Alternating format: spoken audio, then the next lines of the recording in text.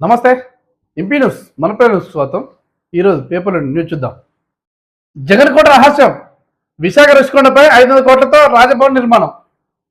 జగన్ ముఖ్యమంత్రి ఉన్నప్పుడు ఇష్టం వచ్చినట్టు చేసి ఇప్పుడు సేమ్ కేసీఆర్ ఆంధ్ర తెలంగాణ ఏ విధంగా చేసిండో ఆంధ్రాలో కూడా same Jagan same to same చేసి ఆయన కూడా ప్రజల మండల బోధకుండా ప్రజలు ఈ జగన్ పాలన మాకు వద్దని బండకేసి పెట్టిన వార్త మనం చూసాం ఇంతకుముందు. ఇప్పుడు ముఖ్యమంత్రి ఉన్నప్పుడు ఏం చేసిండు, రుషికొండ విశాఖపట్నం రుషికొండ ఆర్కే బీచ్ దగ్గర రుషికొండ ఉంటే దాన్ని కొంచెం ఆ రుషికొండను తొలిచి అక్కడ 4 ఎకరాల పర్మిషన్ తీసుకొని 10 ఎకరాల దాకా రాజభవన్లో కట్టుకొని ప్రజల సొమ్మును అంటే ప్రజల సొమ్మును ప్రజల ఆస్తిని ప్రజల నుంచి వచ్చే పన్నును ప్రజల ధనాన్ని వృధా చేసి ఇట్లా కట్టుకున్నదని అప్పుడే చెప్పి ఆల్రెడీ.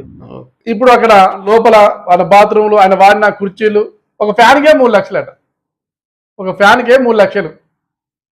ఇంకేంటి ఆయన టబ్బుకు బాత్ టబ్బుకు 26 లక్షలట. ఇక చూసుకో కదా. మొత్తం ఈ భవనానికి ఎంత అసలు జగన్ భవనానికి ఎంత 500 కోట్లతోటి మామూలు ముచ్చట. ఏ భవనం నిర్మించారన్నా కోట్లు 2 కోట్లు 100 కోట్లు వేసుకో, 500 కోట్లు. ఆంధ్ర రోడ్డు పోతే మాత్రం అధ్వానం రోడ్లు అవి పట్టించుకోకుండా జనాల పాలన గాలికోలేసి ఈ ప్యాలెస్లని చెప్పేసి మొత్తం జనాల సొమ్మును లూటీ చేసి జనాలను ఇబ్బంది పెట్టి జనాలతోటి చీకొట్టుకొని ఇప్పుడు ఓడిపోయింది ఎవరు? జగన్. 30 గనులు వెలవేయండి, కనీసం 6 బ్లాక్లైనా ఆక్షన్ నిర్వహించండి. గనుల శాఖ కిషన్ రెడ్డి అంటాడు నిర్వహించినట. గనులకు వేల నిర్వహిస్తే ఎక్కువ డబ్బులు వస్తాయట. మరి ఎట్లొస్తాయి మనకు తెలియదు, కానీ వేలం వేస్తే ఎక్కువ డబ్బులు వస్తాయి. ఇంతవరకు 10 సంవత్సరాలు ఒక్కసారి కూడా వేయలేదు, ఈసారి వేలం వేయండి అని చెప్పేసి రాష్ట్రానికి చెప్పిన వార్త మనం చూడవచ్చు. ఒకవేళ మీరు వేయకపోతే మేమే వేలం వేస్తాం, ఈ నెల 31 అనే ఒక డెడ్ లైన్ ఇచ్చి 31 వేలం వేయండి గనులు అని చెప్పేసి వార్త మనం చూడవచ్చు. మండలంలో ఆకర్ష్ బీఆర్ఎస్ ఎమ్మెల్సీలపై కాంగ్రెస్ గురి, కనీసం 10 మంది చేర్చుకునేందుకు ఎత్తాడు.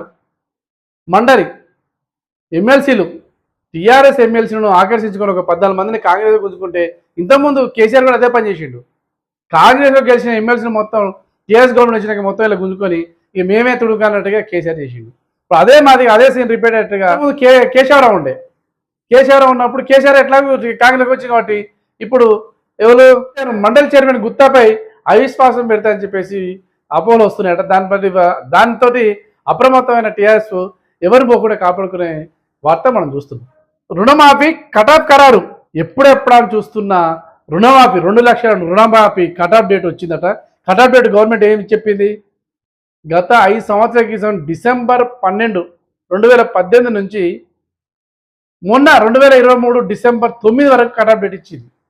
ఈ లోపల ఎవరైతే అప్పు తీసుకున్నారో 2 లక్షల లోపు అప్పు ఎవరు తీసుకున్నారో వాళ్ళ అప్పు మొత్తం మాఫీ చేస్తా అని గవర్నమెంట్ రేవంత్ చెప్పిన వార్త మనం చూడవచ్చు.